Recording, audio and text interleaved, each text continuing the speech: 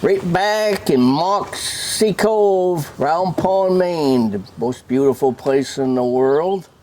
Frank Poland, Russ Lane behind the camera. And we're with the Cabadetis Boat Club today. We're going to get the real story and the history of the club. All right, we ready for the first pitch, Russ? I think so, Frank. Go ahead. Okay. How was the Cabadetis Boat Club? How long has it been around? Since 1982. Yep. Where does the name come from? It comes from the Indian name of Round Pond. Yep. Yep. Who was the charter members? It was Hugh Williams and myself, Hugh Williams Sr., that started it. And from there, it was Don and Ann Stevenson and Jerry Mercer, Paul Perkins, and a few others that I can't remember. But sorry, people. But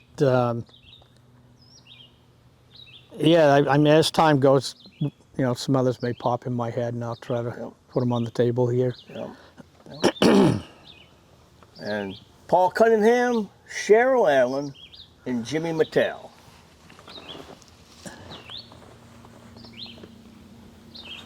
What is the main purpose? Well, Hugh and I started it because he used to do, back in the day, what they called MORC racing, Midget Ocean Racing Club, and it was based on handicap racing, kind of like golf. Jim probably understand all that. Absolutely. So, and that kind of died out. You had to go to Booth Bay or Rock on the Camden or someplace like that. So he and I got talking about it one day, and he says, "Well, Paul, there's a lot of sailboats around here now. We ought to see if we can start a boat club." We didn't want a yacht club, but we wanted a boat club that everybody would feel comfortable, and you could bring what boat you had, and we'd handicap them under the new rule back then, which was performance handicap. Yeah. And PHRF. yes. Yeah. And so we put it together and put it out there to people and had a meeting. First meeting was down at the old man's boat shop. And I don't know, we had, 30, 35 people show up.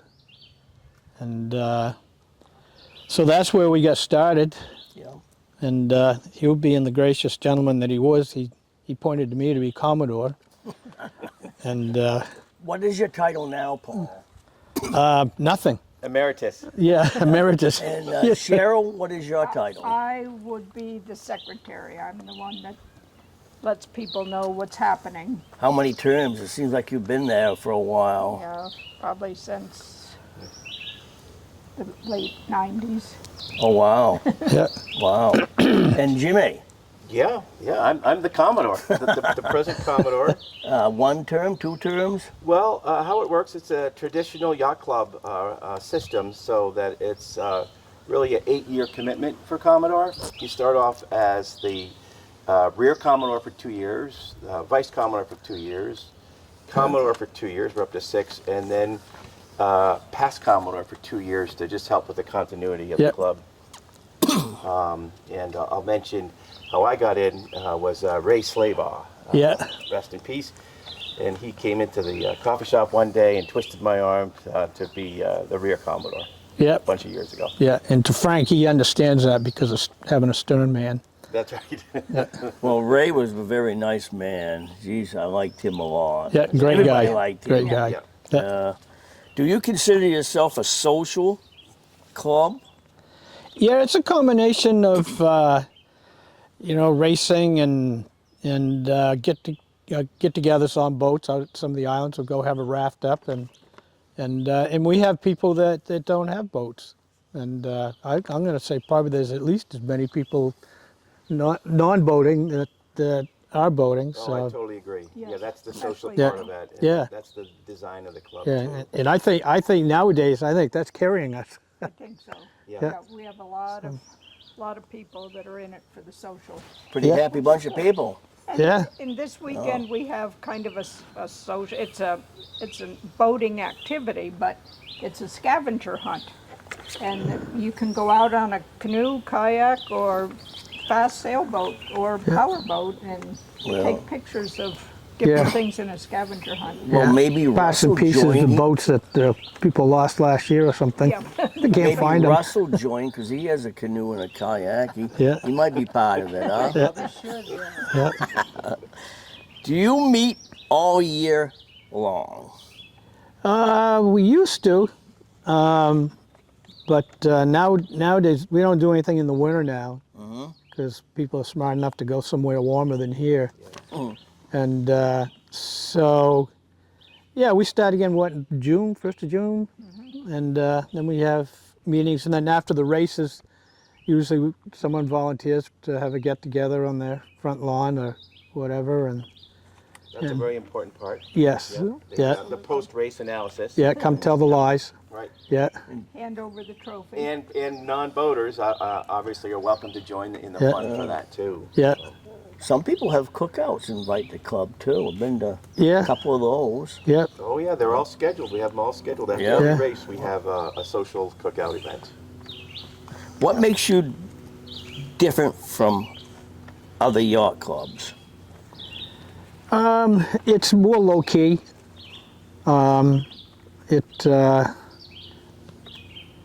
I think now, with all the stuff, insurance and all this other stuff we have to have, I guess we're closer to a yacht club than we were in the beginning. And but I think that's the biggest difference. Is just it's a lower key and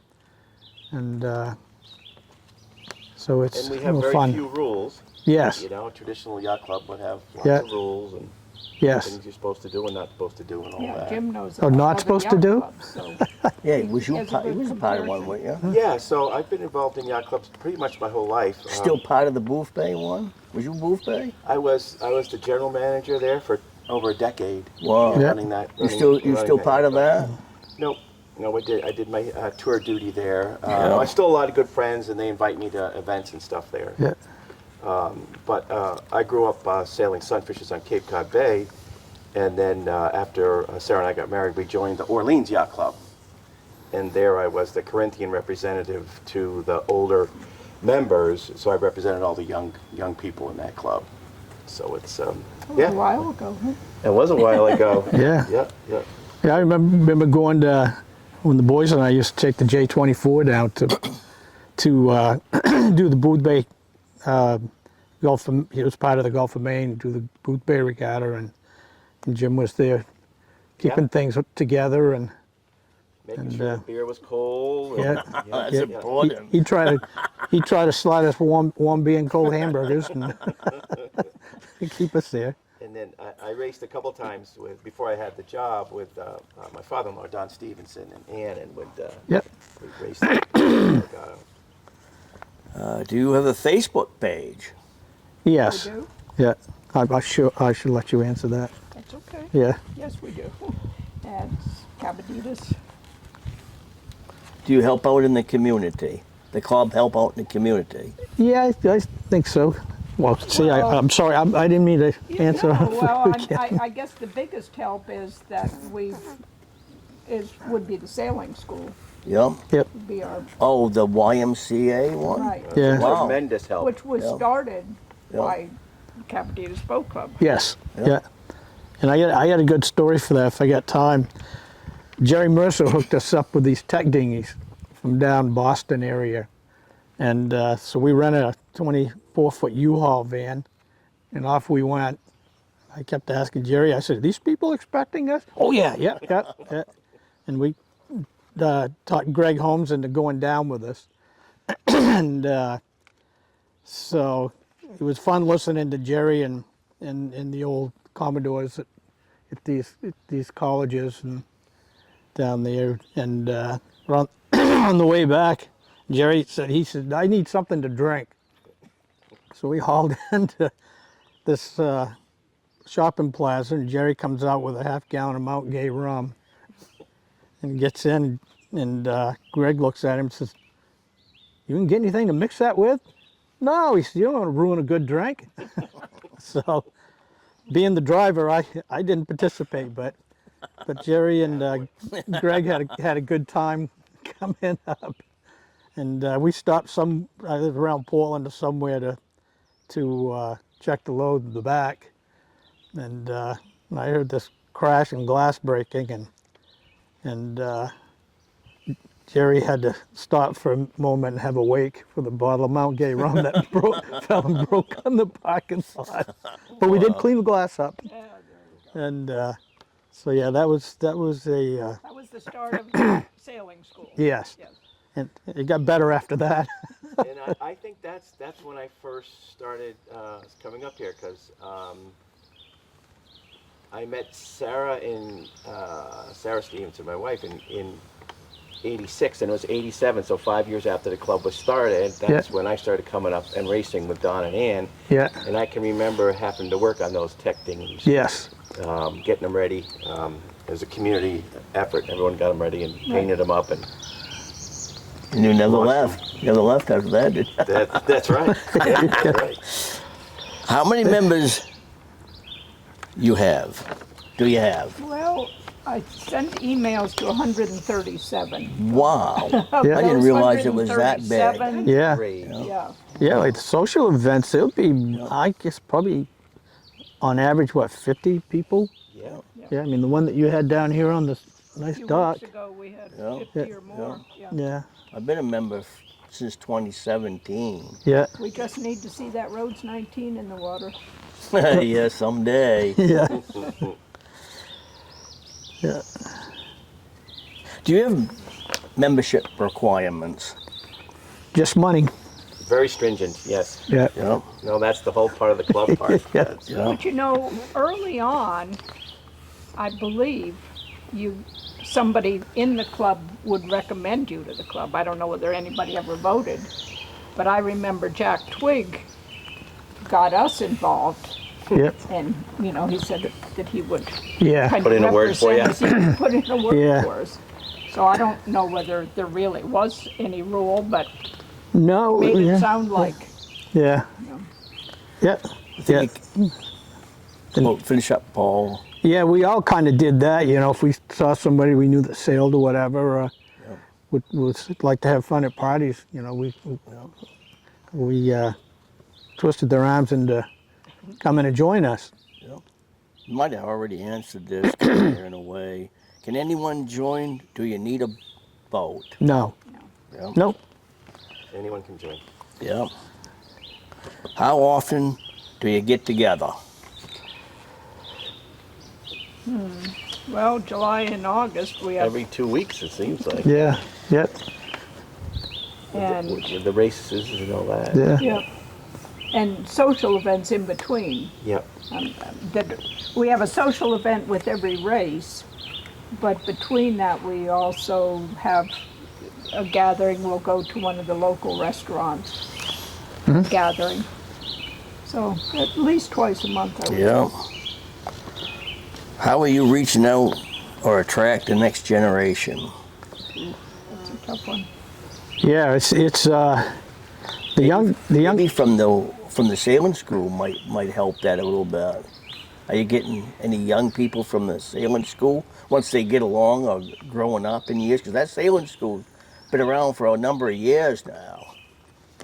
Yeah, it's I don't know if there's many that, you know, we siphon off of that, but but the new generation, they have, how should I say, more the need for speed. So they don't participate, and maybe now it may change a little bit because prices of sailboats have come down quite a bit, and so we may get some that have bought a sailboat and either moved up here or live here and want to come and It's a, race with us. Part of a national problem for all It of our is. clubs It is. is attracting the Yeah. younger generation with all the electronic stuff they can do. But this is where our strategy of a social club comes in really handy. Yep. right. Because a lot of people, and just this past year is a great example, have joined the club, don't have a boat, don't want a boat, but really enjoy the area and social activity with other people that live here. Yep. So that's where a lot of our growth comes from. Just people that retire here or move here, or just spend their summers here. And we are getting younger people Absolutely, as like part of this. yeah, Yes. Yeah. our treasurer. that we have. Yes. What attracted each of you to the club? Well, I was looking for a place to race, and like I said, you had to either go to Booth Bay or to Rockland Camden to do some racing there. But it was set up on a rotating regatta thing, so you had chase what we call the Gomorrah ocean racing circuit around, and so that was one of the reasons why I got into it, to get some local racing going. And for the first 10 years, we did very well. Matter of fact, the Gomorrah people were after me for a few years to sanction our races, because we were attracting 25, sometimes 30 boats. Wow. Broke down in 4 classes, and so yeah, that was kind of an eye opener, for a place like this to attract. We had people from Christmas Cove. And That was came up. really the heyday. It was. The late '80s. Yeah, and it was. Sailing was just huge. Was. We would come up. We're still living on Cape Cod. We'd come up every weekend and race. Yeah. With Don and Ann. Yeah. And you're right. 4 classes. Can you imagine 4 classes? Yeah. Would have right out here. Yeah. Racing. Yep. It was really amazing. Yeah. I know when I was lost, when I had to get out of the way. Yes, you did. Yeah. Yeah. And, for us, that, water's in my blood. I just love the water. Glenn grew up in Michigan, and he didn't know anything about the water, but You learned. but he learned Yeah. quickly, and he liked it, and we had a sailboat, and so it was a chance for us to go cruising, because that's another part of the club that existed for a long time, and it's still. That was an amazing time for sailboat racing. If you can think back, that would have 25, 30 boats in 4 separate classes Yeah. racing right out of here in Muscongas Harbor, Yeah. Muscongas Sound. It was amazing. We lived on Cape Cod at the time and would come up every weekend in the summer and race in that series. Yep. And it was just a lot Yeah. of fun. It was sort of just a way of life, and so many people were involved in racing and sailing then. Yeah. Yeah. We in Gulf of Maine, it was nothing to go to one of their regattas and have 80 to 85 boats show up. Yeah. And there again, they ran 4 or 5 classes, and then they 5 classes, because they started a cruising class, Yeah. non-spinnaker, and which we kind of did, and that's kind of mostly what we do now. Is just just because it's so hard to get boats out, because people can't find the crew. So if you say, we say, well, if we don't go with the spinnaker, you don't need as big a crew. So you get a few of those people that come out, but now I think on average we get 7, 8 boats, something like that. Yeah. And back in that heyday, on Cape Cod would have the start of the racing season. You'd race from Hyannis to Nantucket. Oh, the Fagawi. And it was Yeah. coined the Fagawi race. Yeah. And would have 250 boats Yeah. in that race. Amazing. Yeah. We used to have a pretty big cruising group here. Yes, we early did. on, too. Yeah. So besides racing, Yeah. those of us with slow boats that didn't necessarily race would go out cruising for a week or 2 weeks and Yeah. meet up with, going down east. Yeah, I remember Don and Ann going 2 weeks every Right. year. Yeah, we did. I mean, it was, we'd do different rendezvous, and then split off and go here, go there, and then, Come back together. yeah, and there'd be upwards of a dozen boats. Right, power boats, Yeah, sailboats, yeah, The Schumann's, right? Yeah. yeah, Humans, yeah. yes. But back to the racing thing real quick, just for a minute. Doing all that, the 4 classes and stuff, without Jerry and Jane Dearborn, I don't know how the heck we would have done it, because they enjoyed it. And The name of his boat was a Tootsie. yeah, Yep. yeah. And so yeah. What's the goals for the next 5, 10, or 20 years with the club? What you got down the road? Well, I guess I think the program we have now is working and successful. We just keep running off that, and I tell when I do my beginning of the season speech, my goals for the year. Yeah. And my goals have been the same for both years as Commodore. Number one goal, have fun. Number two, don't forget rule number one. And number three, yeah, increase membership. Yeah, I foresee that growing. yeah, Like the rest of the town here is growing. I Yeah. foresee that club growing. yeah. Are there other clubs that you work with? You know, there's other yacht clubs around. Do you work with any of them? West Cassett, Booth Bay, or any of those other clubs? No, we're pretty independent, Yep. and well, actually, You don't hang out then? or Well, we socialize actually- in some kind of way? yeah, the last Sunday in August, we always have done the Beaver Island Yacht Club, Dixie Bull Regatta. So we kind of work with Mike Chase and his crew down there that run that, and that's the same thing.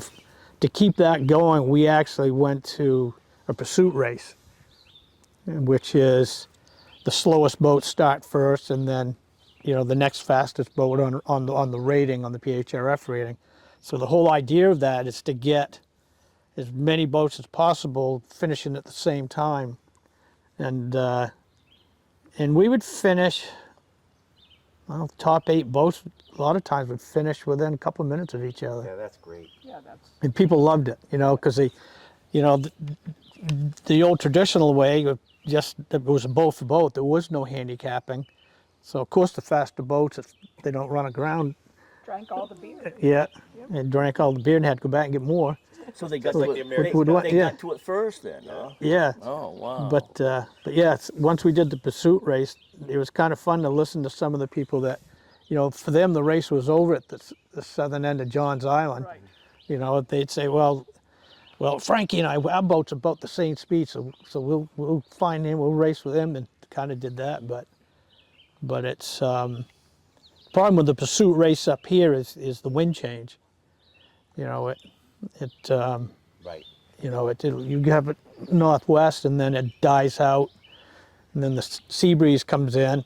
So the boats that started first, they sit out here and Yep. watch the people come up to them on the northwest wind, and then till they sail out of it, Yep. and then the sea breeze comes in, and then it just starts over again. So they lose their advantage. So, but in Johns Bay, it just always seemed like it was lighter wind, but it was steady, and so you'd get it worked pretty well. What other fun events do you do? Have you covered it? I think we about covered it, unless Cheryl, Jim have anything more. Just the social aspect of it, No. that we talked about a lot. It's Yeah. How ties much? us all together. How much the harbor's changed since you and me were kids? The only sailboats in there was Phil Nichols' Friendship Sloop and Molly Anna Yeah, and there's and the Pinky. and there's also a third one. It was called a Bahamian sloop, which was a lot like the Friendship Sloop, kind of based on the same idea, and bowsprit and gaff rig and whatnot. And then, I can't think of her name. Richardson, Kay Richardson. She had a That little tiny one. day sailor. Yeah. And there was a few little smaller ones around, I but was thinking, handful. Well, first of all, you and me grew up in Round Pond Harbor. Yeah. The first memory I have Yeah. of you, my mother took me down the shore. I was wrapped up in a baby blanket. I looked right across the harbor to Pedebco Boatyard, and there you was waddling around over there with your diapers on. Yeah, not much has changed from there. Kind of coming back to that now. Full circle. Yeah, Yeah. yeah, I just throw it a little yeah, bull at you here. Oh, yeah. But yeah. At least I come back with a polite answer. thing I can think of is We got to take a break, the commercial break to Yeah. Round Pond Coffee. Yeah. He's probably out there grinding coffee beans before he opens up, probably every day, and Well, you need to have fresh coffee. Yeah. You need to grind the beans Yeah. to be fresh. yeah, Yeah. and Poland Farm field mowing. There you go. Quality work for reasonable prices. Yeah. CWC Boatyard. Yeah, and up- CWC. Yeah, boatyard, yeah. right. Yeah. I no longer do boat hauling, but I still do the crane work. And, Yes, we got to get some So, commercials in there. yeah. As I told Isaac, I said, for what you didn't pay for buying CWC, you know I still have to work. So Yeah, yeah. that's how we divided that Yeah. up. And Cheryl, what do you got going on? I'm just trying to tend my garden, Yeah. Yeah. replace my deck. And don't forget Peninsula Properties. Oh, yeah, Fine we got to real get that estate- in there. That Yeah. fine real Yeah. estate Yeah. firm here in Mid-Coast. Yeah. Comes noise again. Yeah. Time out. Somebody late for the meeting. Well, geez, I tell you right now, this came pretty Yeah. great, and a lot of detail in there. Yeah. You guys got anything you want to get in there? Yeah, when you were talking about you and I growing up here in Round Pond, when I was harbor master, at one point we had was just about 80 sailboats out here on moorings. It looked like mini Marblehead. Wow. If you went over to the bridge, causeway there by Paul Lehman's, Yep. and looked south down through there, it was just a wall of mass. Wow. And it, Even bigger now. and it was a wall of headaches. They're all right out to the points there now. Yeah. But Now you said Kay Richardson. Would that be? That's Heather's mother. his mother, yeah, Okay. yeah, yeah, She had a little O'Day. yeah. Actually, she came out and raced with us the first race. I should have mentioned that, but I remember her coming out first couple of times, Nice. and she had a ball. She said, "It's I'm way smaller than a lot of the D class boats." I said, "Bring it out anyway. You may surprise yourself." And she was hanging in there. Yeah. Yeah, and yeah, she did 2 or 3 races with us, and It'll be fun to share that together. yeah, yeah. But yeah, they had that for a long time. That boat. Oh, was that the Blue Meanie? No, that was the little turnabout. Okay. But I remember hauling that heavy Blue Meanie out in the fall many times. oh yeah, but Soaked all the water. yeah, and then they a few years ago they found a Rhodes 19 keel boat with a trailer. I hauled that for them a couple of times, and but yeah, it has changed. I used yeah. Yeah. I used to race my J boats, and then my Lickety split. oh yeah, and then my wife had to start this the end. Big change in the harbor in the 1980s. Oh God, yeah, Yeah. That's yeah, when it's really started to grow. Yeah. It's pretty much old school. yeah, And there was a few sailboats like you mentioned. There's Yeah. summer people, but they wasn't really Yeah. living here. yeah, A Yeah. huge change in Round Pond. That yeah, was the heyday of sailing and racing. yeah, Absolutely. yeah. I had it was called a Corinthian Sailstar 19. It was basically a knockoff on the Cape Dory Typhoon. It was all Berg design, and this old guy had it and stored it with the old man for a bunch of years. And he came down one day and he says, "Bruce," he said, "I don't know what to do with that boat." He said, "Nobody in the family wants it." He lived up in Madonna. He said, "It's just, kind of foul trying to sail up there in that tide and stuff." He said, I've listed it for sale and stuff. I haven't even got a bite yet." I was standing there, and I don't know, I was about 14 at the time. The old man pointed at me, and he says, "I think that young man right there," he says, "would probably be the perfect candidate for that boat." Yeah. He says, "Give me $1 and I'll give you the title to it," and we did. Now, Paul, Was that your first boat? No, I had a little centerboard before that. But yeah, I used to sail that down you did to. a little lobster when you was young. Oh yeah, Yeah, yeah. remember when you was going? Yeah. How long was you harbor master? You was harbor master for quite a while. 15 years. Yeah, your dad? 15, 16. For quite a Yeah, he and I were about the same. I understand that Edward Francis was a harbor master before him. Yeah. Do you know that's true? I don't know, but next time I talk to the old man, I'll ask him. I was told that they thought from an old generation, what we got Yeah. left, that they thought Edward Francis. And I Yeah. remember Edward Francis. He Yeah, passed me away too. when I was probably maybe 16 or so. Yeah. And then Robert Ball's done it for over 30 years. Yeah. 31 or 2 years, I guess. Yeah, he still reminds me of nominating him for that. Yes. Yeah. He's got a lot more stress to deal with than Oh, yeah. your era. Yeah. Yeah. Well, it was pretty stressful. Like I said, with 80 sailboats out there and power boats. I mean, you could walk from boat to boat. Yep. And yet somebody was always coming in, going, "Well, so and so's bumping into me," and this, and Dragging into me. yeah. So that was pretty hectic. I used to have to get up early in some of the Monday mornings. I'd have to get up 5 o'clock or so and go. I know that's noontime to you, but go out there before the wind came up and straighten boats out. I mean, one person would come in and pick up the wrong mooring, and it was just a snowball. I'd be out there for an hour and a half switching boats around. Some of them I'd tie from the moorings. Just bring them over. Yeah, and I did that to one cruising boat. It was a 40-foot thing, and the guy come up on deck and he was looking around, and I remember him saying to his wife, "Honey, I think we moved overnight." And she says, "Well, dear," she said, "we're not even tied to anything." Yeah. So I moved a couple more, and I came over and hooked onto them and put them on a different mooring. And they said, "We never heard you come up to the boat." I said, "I didn't even know you guys were on the boat. I thought you were just here visiting," and so they got quite a kick out of that. And the lady said, "Well, I don't really think much about that." I said, "You ever cruised down east before?" "No, this is our first year." And I said, "Well, get used to it."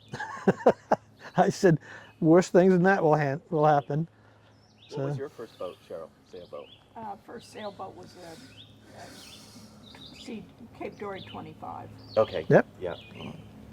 As I said, grew up sailing sunfishes, but that was my first boat was a cat boat, the Herreshoff America's edition. It was 1976, so it had the flag sewn right into the Nice. mainsail.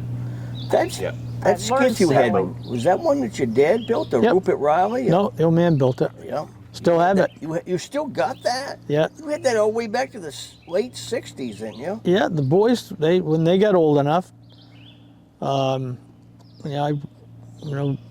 glassed the bottom of it and stuff to hold it together, and they used it for Wow. 3 or 4 I years. thought that was on a burn pile years ago. No, I hung on to it. Yeah, good. So it's in the cold storage building. And What's the history? Your dad built it, but what year was that, Bill? 1969. 60. I said late 60s. I get Yeah. pretty close. Yeah, that's the boat I lobstered in. Yep. Yeah, Yeah. The one I got was a Sykes built skiff, and it was kind of like similar to a Rupert Riley, yeah, and I paid $65 for that, and then I went up to Waldoboro and bought a 5.5 Johnson 1953 well, yeah, for $60. For $125, I was ready to go. yeah, yeah, and complaining about how much money it cost you. Yes, Yeah. I had to scrimp for a long time to get that. Yeah. Yeah, it shouldn't have taken that long. That was before we started drinking beer, so.